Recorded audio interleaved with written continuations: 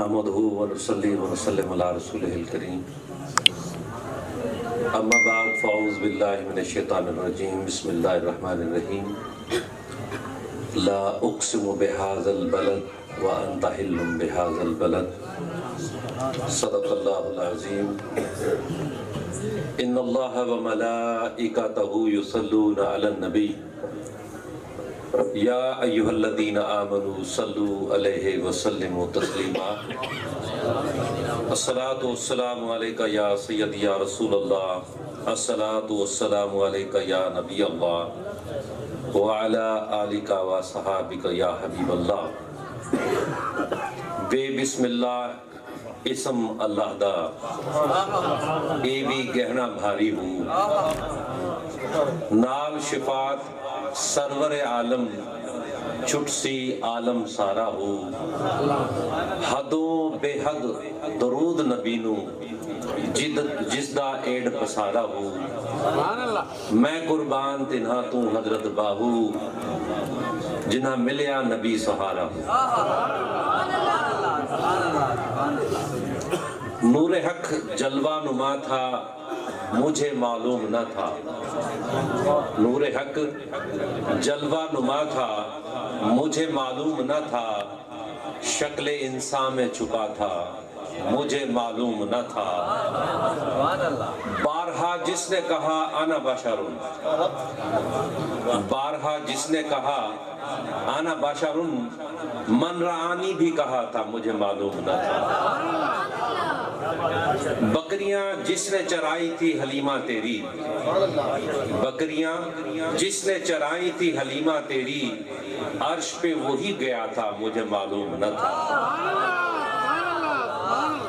जिसने उम्मत के लिए रो के गुजारी रातें जिसने उम्मत के लिए रो के गुजारी रातें वही महबूब खुदा था मुझे मालूम न था। चांद इशारे से फटा हुक्म से सूरज लौटा चांद इशारे से फटा हुक्म से सूरज लौटा मजहरे ज़ाते खुदा था मुझे मालूम न था। देखा जब कब्र में उस पर्दा नशी को खुला देखा कब्र में उस पर्दा नशी को तो खुला दिले सालिक में रहा था मुझे मालूम न था। केड़ा सोना ना मोहम्मद दा इदी हद न पूछ एके तई है आ देख तू पढ़ कुरान अंदर अलिफ तो चाहते ये तई है बदा रसियां चाह के नापदा है या ए तई है या ओ तई है बस मुकदी गाल मुकाना सिर रब जे तई है हद होता।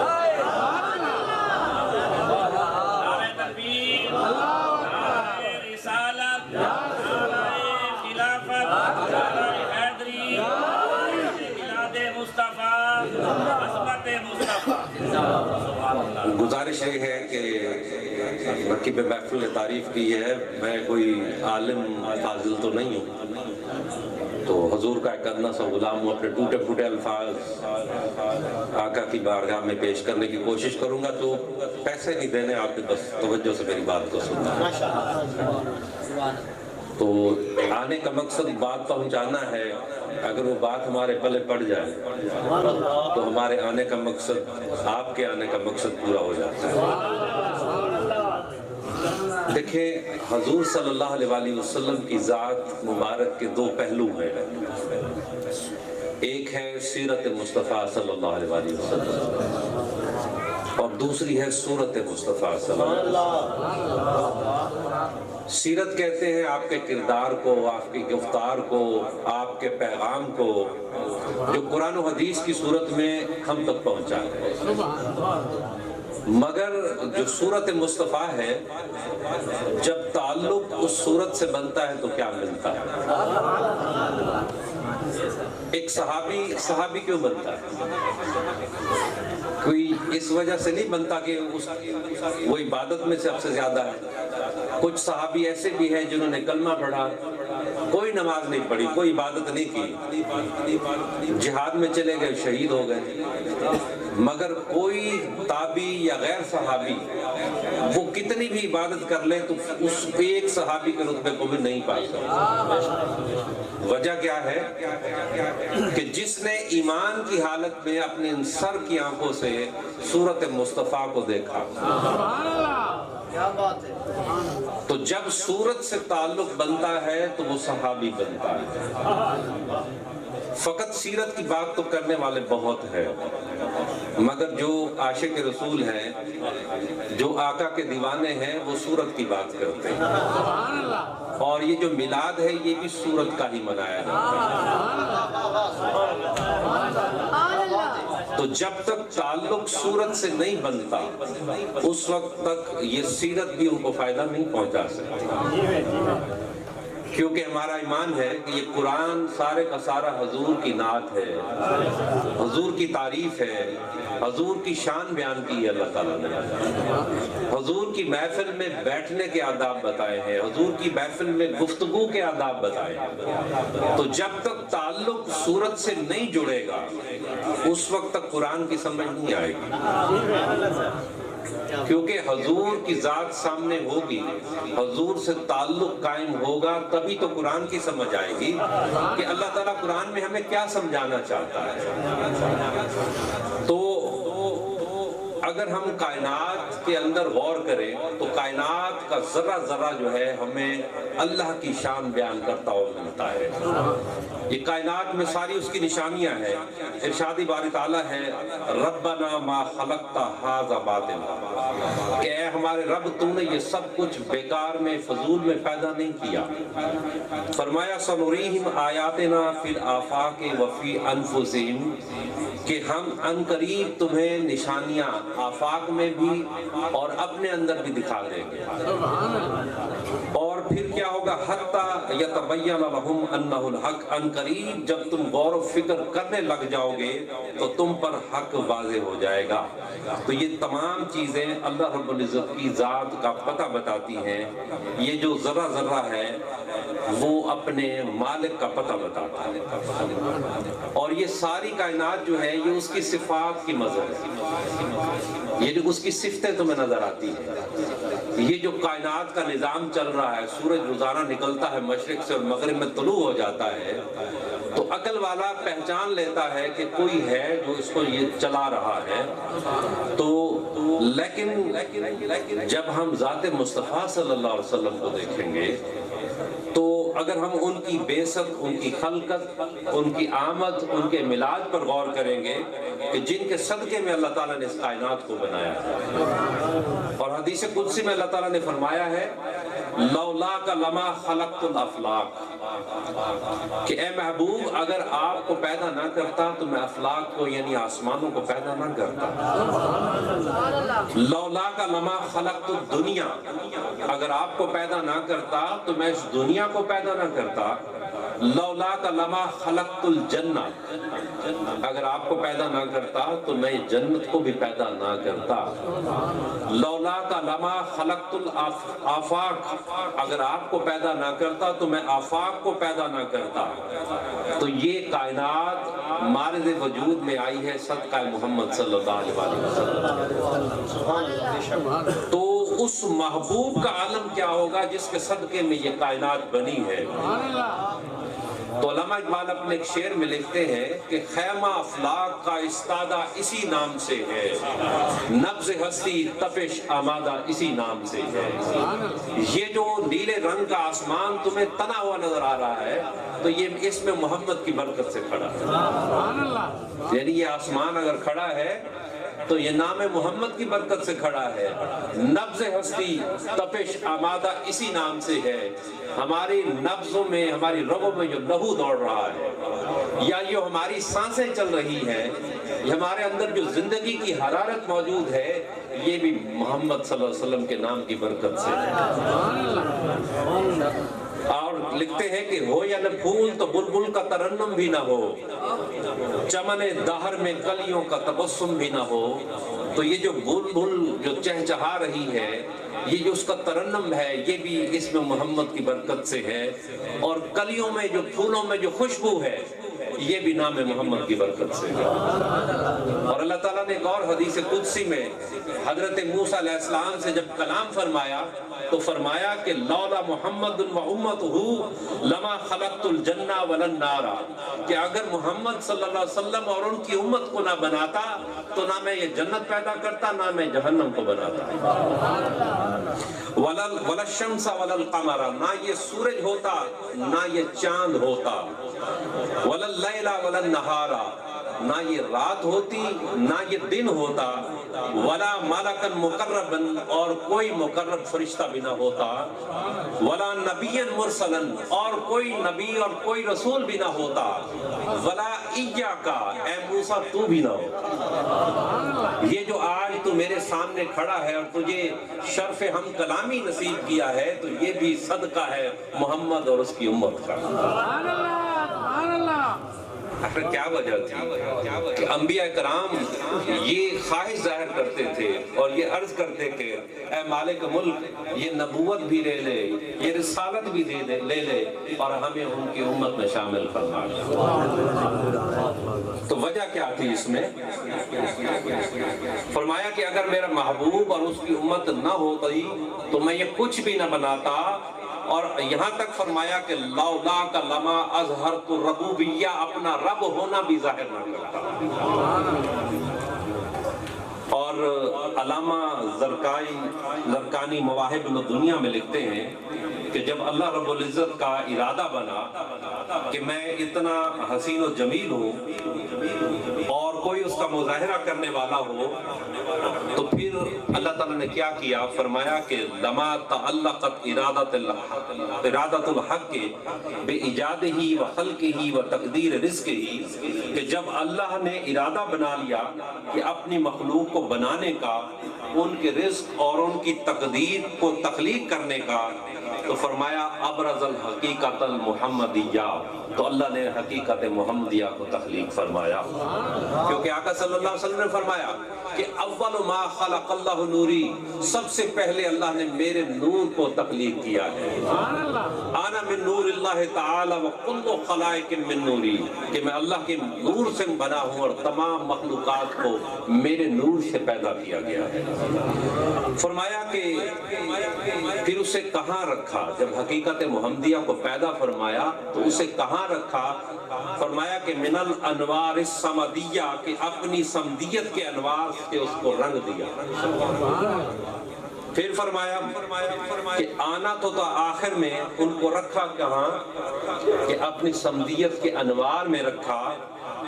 فی الحضرت الاحدیہ، اس حقیقت محمدیہ کو اور رنگ چڑھانے کے لیے اللہ نے اسے الوہیت کے پردوں میں لپیٹ کر رکھ دیا۔ آگے لکھا روز بہان بکلی شیرازی رحمۃ اللہ علیہ تفسیر عرائس البیان میں لکھتے ہیں فَدَلَّقَ بِرُعْيَةِ الْقُدْسِ وَالْجَوَاهِرِ الْقُدْسِ، کہ پھر اللہ تعالیٰ نے رؤیت قدسی اور جوہر قدسی بھی اپنے محبوب کو عطا کیا جو کسی اور کو عطا نہیں کیا۔ آگے لکھا کہ میں نے جمال بھی آپ کو عطا کیا اور میں نے جمال بھی آپ کو عطا کیا۔ اے محبوب، چونکہ آپ میری الوہیت کے پردوں میں ہیں تو کوئی فیض باقی نہ رہ جائے، کہ وہ جو چہرہ مصطفیٰ دیکھ لے گا وہ میرا جمال دیکھ لے گا، وہ میرا جلال دیکھ لے گا۔ تو جو مجھے دیکھنا چاہے وہ تجھے دیکھ لے گا۔ اور آقا صلی اللہ علیہ وسلم نے فرمایا کہ انی مرۃ جمال الرحمن من رعانی فقد رأى الحق، کہ میں رحمان کے جمال کا آئینہ ہوں، شیشہ ہوں، جس نے مجھے دیکھا اس نے حق کو دیکھا۔ جب حضور کے عاشق، حضور کے غلام حضرت ابو ہریرہ رضی اللہ تعالیٰ نے یہ سنا تو جا کر مدینے کی گلیوں میں نعرے لگانا شروع کر دیا۔ کیا کہنے لگا؟ رأیت ربی فی سقاق المدینہ، میں نے مدینے کی گلیوں میں رب کا جلوہ دیکھا۔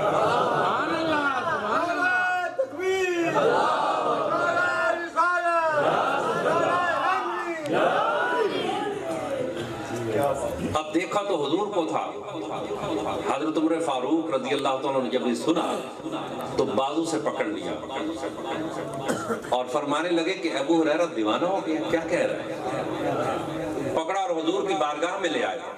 عرض کی آقا ابو ہریرہ دیوانہ ہو گیا, آج دیوانگی کی باتیں کر رہا ہے. آپ نے فرمایا کیا کہتا ہے. عرض کی آقا یہ کہہ رہا ہے کہ میں نے مدینے کی گلیوں میں رب کا جلوہ دیکھا, رب کو دیکھا. تو آپ صلی اللہ علیہ وسلم نے یہ نہیں فرمایا کہ ابو ہریرہ نے کفر کیا ہے, ابو ہریرہ نے شرک کیا ہے. آپ نے فرمایا صدقت ابو ہریرہ, ابو ہریرہ سچ کہہ رہا ہے. انی میرا تو جمال رحمان, میں رحمان کے جمال کا آئینہ ہوں. من رعانی فقد رعا الحق, کہ جس نے مجھے دیکھا اس نے حق کو دیکھا.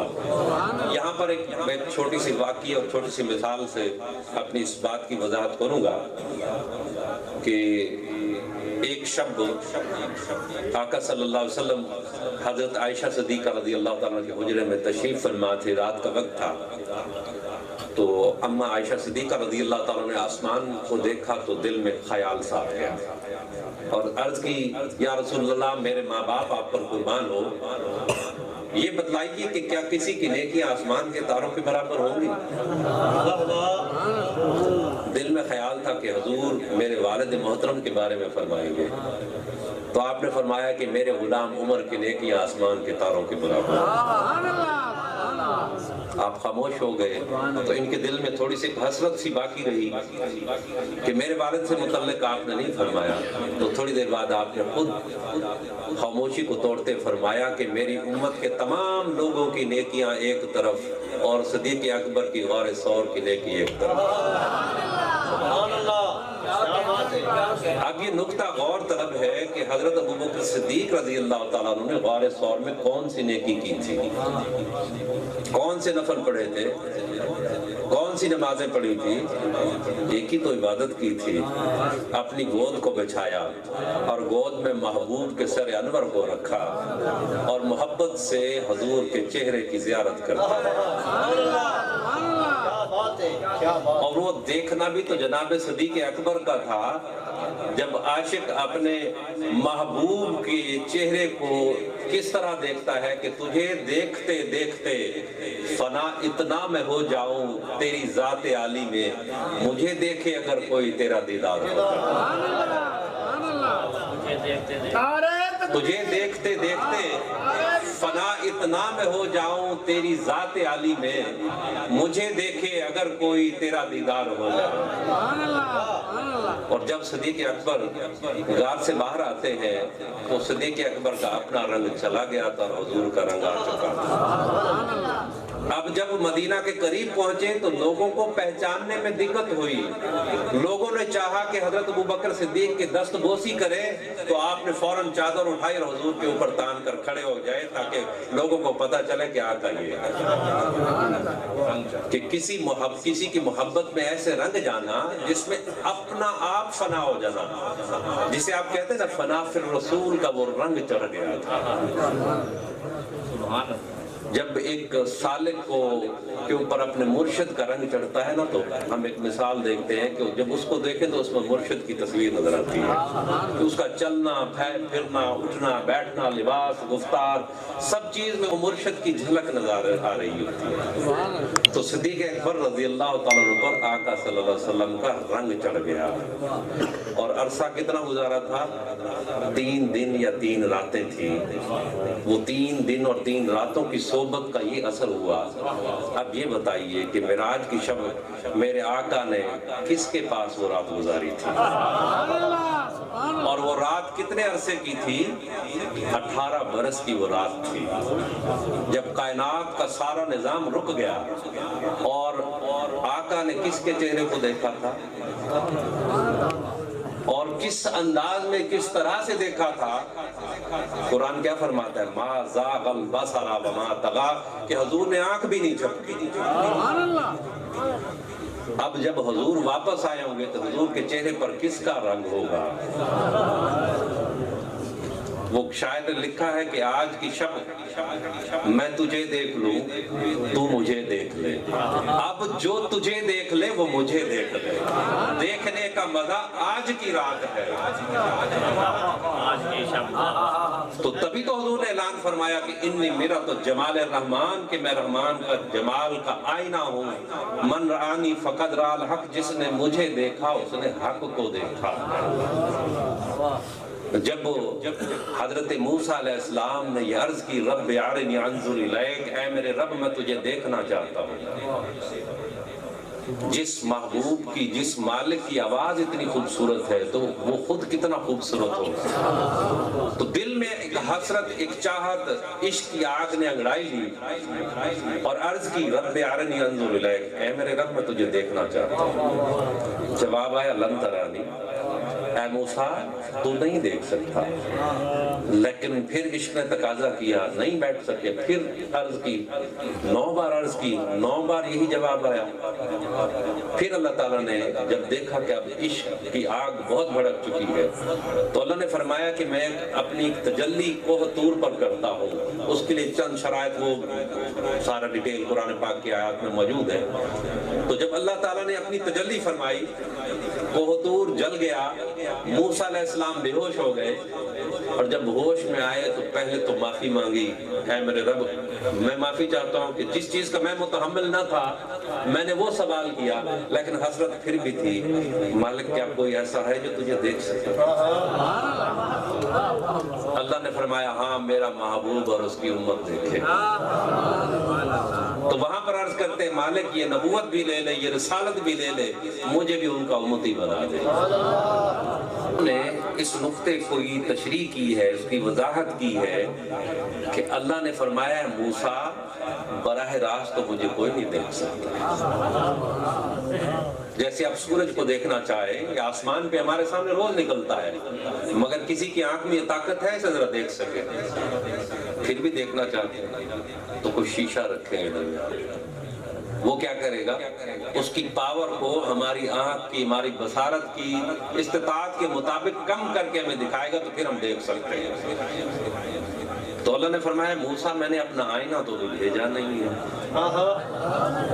کیا بات ہے، کیا بات ہے۔ اگر مجھے دیکھنا چاہتا ہے تو پھر تمہیں میرے آئینے کا انتظار کرنا پڑے گا۔ پھر آقا تشریف لے آئے، معراج کی شب جب اللہ سے ملاقات کے بعد، کس سے ملاقات ہو رہی ہے؟ موسیٰ علیہ السلام سے۔ بہانہ کیا بن رہا ہے؟ 50 نمازیں، یہ تو بہانہ تھا کسی کو دیدار کرانا تھا۔ کیا بات ہے۔ آقا صلی اللہ علیہ وسلم سے ملاقات ہوتی ہے تو عرض کرتے ہیں یا رسول اللہ اپنی امت کے لیے کیا تحفہ لائے ہیں؟ آپ نے فرمایا کہ 50 نمازیں۔ عرض کی یا رسول اللہ میں جانتا ہوں میری امت نہیں پڑھتی تھی، جائیے کم کرا کے لائیے۔ آپ تشریف لے جاتے ہیں، 5 کم ہو جاتی ہیں، 45 نمازیں آ گئیں۔ پھر عرض کی آقا اب بھی زیادہ ہے، پھر جائیے کم کرا کے لائیے، 40 ہو گئی۔ یہ 9 بار آتے رہے، 5 کر کے کم ہوتی رہی۔ تو جب اللہ نے پڑھانی 5 دی تو 50 دی کیوں؟ اگر کم ہی کرنی تھی تو 45 کم کر دیتا، یہ 5 کیوں کم کر رہا تھا؟ تو 9 بار موسیٰ نے عرض کی تھی رب ارنی انظر الیک، تو 9 بار اس کا جواب آیا کہ میرا آئینہ تیرے سامنے دیکھ لے۔ تو صورت مصطفیٰ میں دیدار خدا کرتے رہے، تو وہ آئینہ ہمارے پاس موجود ہے، کیونکہ آپ صلی اللہ علیہ وسلم کا مثال ظاہری لوگ اس کے بارے میں جو بھی عقیدہ رکھتے ہوں، مگر ہمارا عقیدہ یہ ہے کہ آپ صلی اللہ علیہ وسلم حیات ہیں اور آپ کائنات کی جان ہیں، اور جان ہے تو جہان ہے۔ اور جب آپ صلی اللہ علیہ وسلم اس کائنات سے معراج کے لیے تشریف لے گئے تھے تو کائنات کی کیا حالت تھی اس وقت؟ رک گئی تھی نا، ہوا رک گئی تھی، زمین رک گئی تھی، ہر چیز اپنی جگہ پر رک گئی تھی، وقت بھی تھم گیا تھا۔ کیا آج رک گئی ہے یا چل رہی ہے؟ تو کیا جان کے بغیر چل رہی ہے؟ تو جس آقا صلی اللہ علیہ وسلم کا ہم میلاد منا رہے ہیں، وہ ایک شعر میرے نظروں کے سامنے آ گیا اس حوالے سے کہ محمد محمد پکیندے گزر گئی، محمد محمد پکیندے گزر گئی، احد نال احمد ملیندے گزر گئی، خدا کو ڈٹھو سے محمد دے اولے، محمد کو دے دے لکھیندے گزر گئی۔ اور ایک اور شاعر نے لکھا کہ بے حد نے عجب کام کیا، حد کر دی، بے حد نے عجب کام کیا، حد کر دی، گنجائش تنقید سبھی رد کر دی، خود تو پردے میں رہا، خود کو دکھانے کے لیے سامنے تصویر محمد کا۔ کیا بات، ارے تکبیر، ارے رسالت، ارے خلافت، ارے حیدری۔ تو آقا صلی اللہ علیہ وسلم جو تشریف لائے تو آپ کی بعثت کا مقصد لوگوں کو اللہ کی طرف بلانا ہے۔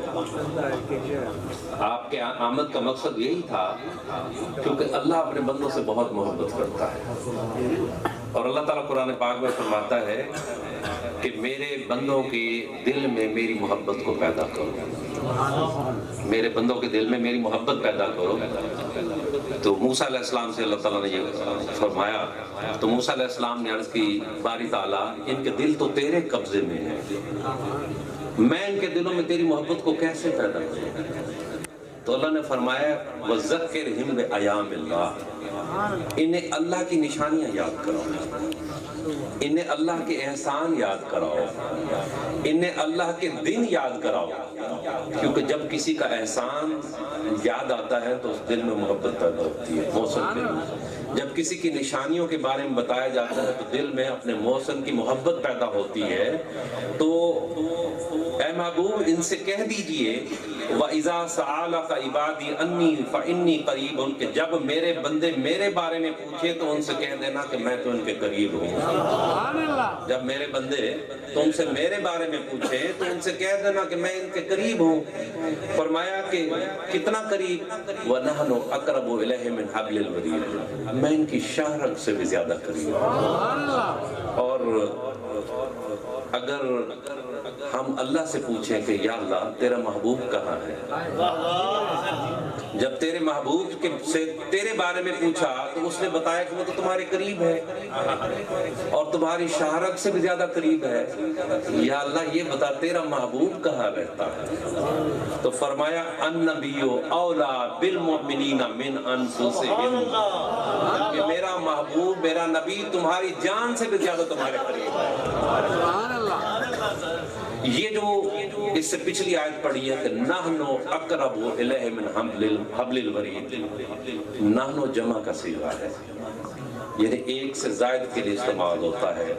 اللہ تعالیٰ نے جب بھی اپنی بات کی ہے واحد صیغہ استعمال کیا ہے، یہاں پر جمع کا صیغہ کیوں استعمال کیا ہے؟ تو فرمایا میں بھی اور میرا محبوب بھی تمہاری شہرت سے زیادہ قریب ہے۔ اور حضرت سلطان باہو اپنے کلام میں اس کو یوں قلم بند کرتے ہیں، نون نیڑے وسن تے دور سنی من ویڑے نہ ہی بڑھتے ہوئے، نون نیڑے وسن تے دور سنی من ویڑے نہ ہی بڑھتے ہوئے، اندروں ڈھونڈن دا ول نہ آوے تے مورخ باہروں ڈھونڈن چڑھ دے۔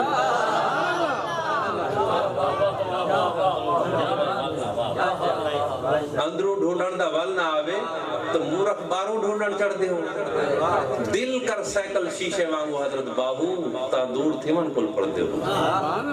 تو اس دل کے آئینے کو صاف کر، اللہ بھی یہی رہتا ہے اور اللہ کا محبوب بھی یہی رہتا ہے۔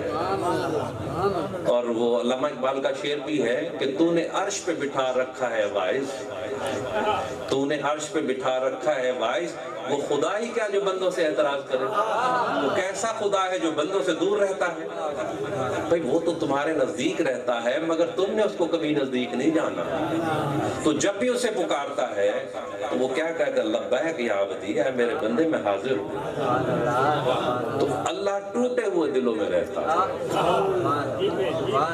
اور علامہ اقبال کا شعر ہے کہ تو بچا بچا کے نہ رکھ اسے، تیرا آئینہ ہے وہ آئینہ، جو شکستہ ہو تو ہے ہے عزیز تر نگاہ آئینہ ساز میں، کہ یہ جو تیرے دل کا آئینہ ہے اسے بچا بچا کے نہ رکھ، اسے ٹوٹنے دے۔ جب یہ ٹوٹتا ہے تو بنانے والے کی نگاہ میں اس کی قدر و منزلت میں اضافہ ہو جاتا ہے۔ تو اللہ ٹوٹے ہوئے دلوں میں رہتا ہے۔ کیوں؟ یہ جو دل ہے یہ اللہ اور اس کی رسول کی محبت کے لیے ہی بنایا گیا ہے، مگر اس میں دنیا کی محبت سمائی ہے، دنیا، اہل و عیال، مال و دولت کی محبت سمائی ہے، تو پھر اس میں اللہ کی محبت کی جگہ تو نہیں بنتی۔ تو جب دنیا والے دل توڑتے ہیں، جب کوئی مصیبت آتی ہے، پریشانی آتی ہے، کہیں سے دکھ ملتا ہے، تو کون یاد آتا ہے؟ اللہ ہی تو یاد آتا ہے۔ تو یہ دکھ، یہ پریشانی، یہ مصیبت نعمت ہے ہمارے لیے۔ اگر یہ دکھ نہ ہوتے خوشی کس کام کی تھی؟ یہ دکھ ہی تو ہے جو اس کے قریب کر دیتے ہیں۔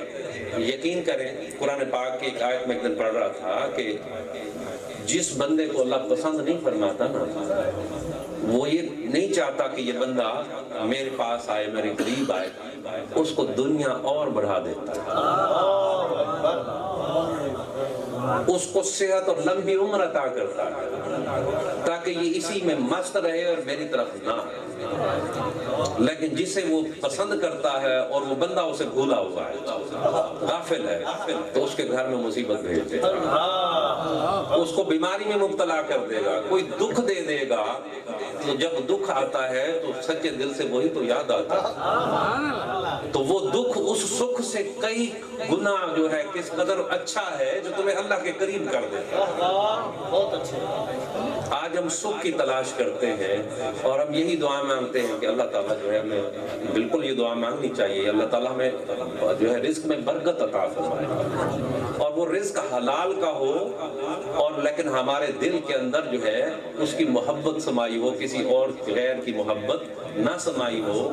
اور جب محبت محبوب کی آتی ہے تو محبت کے بعد کیا ہوتا ہے؟ آقا صلی اللہ علیہ وسلم نے فرمایا من احب شیئا اکثر ذکرہ، سبحان اللہ، کیا بات۔ جو جس شے سے محبت کرتا ہے اکثر اس کا ذکر اس کی زبان پر رہتا ہے۔ دیکھیں محافل میں ہم ذکر کرتے ہیں، یہ اپنے آپ کو چیک کرنے کا ایک میں بتا رہا ہوں، نقطہ بتا رہا ہوں کہ نجی محفل میں، دوستوں میں ہم کس ٹاپک پہ بات کرنا پسند کرتے ہیں، وہ ہمارے اندر کی محبت ہے۔ جو میرا مشغلہ ہوگا، میں ایسے دوستوں کے پاس بیٹھے ہوں گا جو میری سوچ کے مطابق ہوں گے، میں اس کے مطابق بات کروں گا۔ یعنی ہم ایسے بیٹھے ہیں اور خواہ مخواہ بات کرنا چاہتے ہیں، ایسی ویلے بیٹھے ہیں، ٹائم ہمارے پاس، اس ٹائم کو کل کرنا ہے، گفتگو کرنا چاہتے ہیں، تو ہم کس موضوع پر گفتگو کرنا چاہتے ہیں؟ اب یہ جو محبت ہے آقا صلی اللہ علیہ وسلم کی محبت جو ہے، تھوڑی سی تاخیر بات کروں گا کہ یہ زبانی دعوے کا نام ہے کہ جس آقا سے محبت کرتے ہیں تو اس محبت کے بعد آپ کو کرنا کیا ہے۔ سنیے اللہ کا قرآن کیا کہہ رہا ہے، قُلْ إِن كُنْتُمْ تُحِبُّونَ اللَّهَ فَاتَّبِعُونِی، اے محبوب ان سے فرما دیں کہ اگر مجھ سے محبت کرتے ہیں، دعویٰ کر رہے ہیں ہم اللہ سے محبت کرتے ہیں، تو ان سے فرما دیں اگر یہ مجھ سے محبت کا دعویٰ کر رہے ہیں تو پھر ان سے کہو کہ یہ آپ کی اتباع کریں۔ اب لفظ یہاں پر ملا ہے اتباع، میں اپنی گفتگو کو کلوز کرنے لگا ہوں۔ ایک لفظ ہوتا ہے اطاعت، حکم ماننا، پیروی کرنا، اتباع کا بھی یہی معنی ہے، حکم ماننا، پیروی کرنا۔ تو ہم اللہ کو مانتے ہیں، سب سے بڑا اللہ ہے، اور جس کو بڑا مانا جاتا ہے اس کو حکم مانا جاتا ہے، یہ علامت ہے، بڑے کا حکم مانا جاتا ہے۔ تو ہم اللہ کو بڑا مانتے ہیں، اس کے مقابلے میں نفس کا حکم تو نہیں مانتے۔ دیکھ لیں، جو بڑا ہوتا ہے اس کو لبیک کیا جاتا ہے، اور جس کو بڑا نہیں مانا جاتا اس کو ریجیکٹ کر دیا جاتا ہے۔ اب دیکھ لیں کہ ہماری زندگی کے ہر پہلو میں ہماری رہنمائی کے لیے اللہ اور اس کے رسول کا حکم موجود ہے، ٹھیک ہے نا؟ اب وہ حکم دو طرح سے مانا جا سکتا ہے، یا تو ڈر کی وجہ سے، ویسے ڈر کی وجہ سے ہم بڑے سیدھے ہو جاتے ہیں، ہم سے جو مرضی منوا لیں۔ دوسرا ہوتا ہے کسی لالچ یا کسی انعام کے لالچ میں کسی کا حکم مانا جائے، اس کو کہتے ہیں اطاعت۔ افسر کی اطاعت کی جاتی ہے، استاد کی اطاعت کی جاتی ہے، والدین کی اطاعت کی جاتی ہے، دونوں پہلو ہیں، فائدہ بھی ہے، نہ مانے تو ڈر بھی ہے، نقصان بھی ہے۔ تو اللہ نے فرمایا اگر میری محبت کو پانا چاہتے ہو اس طرح کا حکم نہ مانو۔ اتباع کہتے ہیں کہ اتباع کے لیے محبت کا ہونا شرط لازم ہے۔ جب کسی سے محبت ہو جاتی ہے نا تو پھر اس کی اداؤں پہ پیار آ جاتا ہے، پھر اس کی ہر ادا کو اپنایا جاتا ہے، یہ نہیں دیکھا جاتا اس میں ثواب ہے یا نہیں۔ اب صحابہ کرام کی جو کیفیت تھی، آپ وضو فرما رہے ہیں، آپ نے کئی دفعہ علماء کرام سے یہ واقعہ سنا ہے، تو کسی قرآن کی آیت یا کسی حدیث میں یہ حکم نہیں تھا کہ حضور کے وضو کے پانی کو زمین پر نہیں گرنے دینا۔ یہ کہاں سے سیکھا تھا؟ محبت خود بخود سکھا دیتی۔ حضور وضو فرما رہے ہیں، پانی نیچے گرتا ہے، ایک صحابی آگے بڑھتا ہے، اپنے ہاتھوں میں لے آتا ہے۔ حضور اپنے لعاب پھینکتے ہیں پر وہ زمین پہ نہیں گرتا، کسی کے ہاتھوں پہ گرتا ہے۔ وہ صحابی اسے لے کر اپنے کپڑوں پہ مل لیتا ہے، اور صحابہ کرام کی کیفیت یوں ہے کہ ایسا لگے آپس میں لڑ پڑیں گے کہ مجھے پانی ملے۔ اب جس کو پانی نہیں ملا تو وہ کیا کرتا، اس کے ہاتھوں کو ہاتھ لگا کے اپنے چہرے اور جسم پہ۔ یہ کیا ہے؟ محبت ہے۔ تو اتباع کے لیے محبت شرط ہے۔ جب تک محبت نہیں ہوگی اتباع ہو ہی نہیں سکتی۔ اطاعت تو ہو سکتی ہے، اتباع نہیں ہو سکتی۔ اور محبت کے لیے ادب شرط ہے۔ ادب پہلا کرینہ ہے محبت کے کرینوں میں۔ محبت آداب سکھا دیتی ہے۔ جب کسی سے ٹوٹ کے محبت ہوتی ہے نا تو دل کرتا ہے کہ میں اس کے قدموں میں بچھ جاؤں، یہ میری پلکوں پہ چلے۔ یہ محبت سکھا رہی ہے۔ اب ادب کے لیے معرفت شرط ہے۔ جو تم جیسا ہوگا کیا اس کا ادب کرو گے؟ جیسے آپس میں بیٹھتے ہیں، ہمارا ہم جولی ہے، ہمارا ہم عمر ہے، ہم اس کے ساتھ بڑے فرینک ہیں، بات کرتے ہوئے ادب کا لحاظ نہیں کرتے۔ جب تک حضور کے مقام کی معرفت نصیب نہیں ہوگی کہو گے ہم جیسا ہے۔ یہ انا بشر مثلکم، یہ تو اللہ نے ایک آپ کو مثال دے کر بنایا کہ میں نے آپ کو جو ہے انسانوں کی صورت میں بنا کے بھیجا ہے، پر یہ آپ کی حقیقت تو نہیں ہے۔ یہ تو جب تک حضور کے مقام کی معرفت اور آگاہی نہیں ہوگی اس وقت تک ادب نہیں آئے گا، اور جب تک ادب نہیں آئے گا اس وقت تک محبت نہیں ہوگی، اور جب تک محبت نہیں ہوگی آقا صلی اللہ علیہ وسلم کی اس وقت تک اللہ کی محبت کو نہیں پایا جا سکتا۔ تو اللہ تبارک و تعالیٰ سے دعا ہے کہ ہمیں صحیح معنوں میں آقا صلی اللہ علیہ وسلم کی غلامی اختیار کرنے کی توفیق عطا فرمائے، آپ کی سچی اور سچی محبت عطا فرمائے۔ وآخر دعوانا الحمدللہ رب العالمین۔